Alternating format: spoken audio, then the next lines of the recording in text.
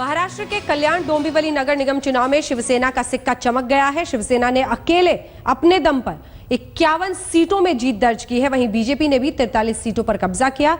नगर निगम में सत्ता में आने के लिए 62 सीटों की जरूरत होती है।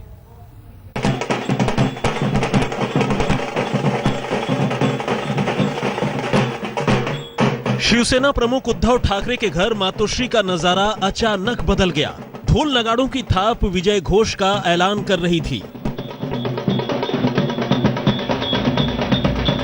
देखते ही देखते नतीजे पोस्टर वार में बदल गए। शिवसेना ने पोस्टर निकालकर सीएम फडणवीस को फटे कपड़ों में दिखाया। लिखा था, दोबारा गलत इशारे मत करना।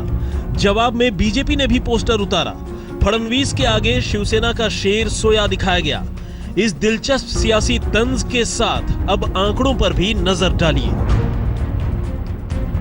122 सीटों वाली मुंबई कल्याण डोंबिवली नगर निगम चुनाव में शिवसेना के खाते में 51 सीटें आई तो बीजेपी को बम्पर जीत मिली।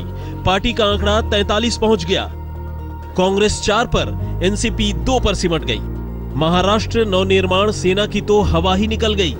राज ठाकरे को सिर्फ 9 सीटों से संतोष करना पड़ा।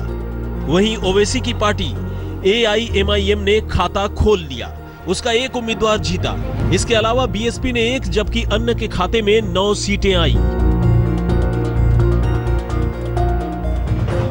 नगर निगम में बहुमत के लिए 122 सीटों में 62 सीटों की जरूरत है। जाहिर है शिवसेना को अब 10 सीटों के लिए सहयोगी की तलाश होगी। वहीं बीजेपी ने भी कल्याण डोंबिवली नगर निगम चुनाव में 43 सीटों पर कब्जा किया है। ये इस नगर निगम में बीजेपी की अब तक की सबसे बड़ी जीत है। पार्टी ने 9 सीट से 43 पर छलांग लगाई है। MNS पिछली बार शिवसेना को यहां बाहर से समर्थन दे रही थी।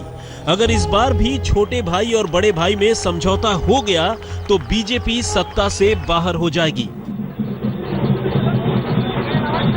नगर पंचायत चुनाव के नतीजे ने भाजपा को करारा झटका दे दिया है।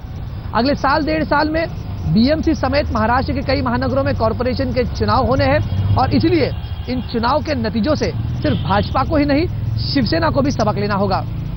कैमरामैन महेश चौहान के साथ कमलेश सुतार, मुंबई, आज तक।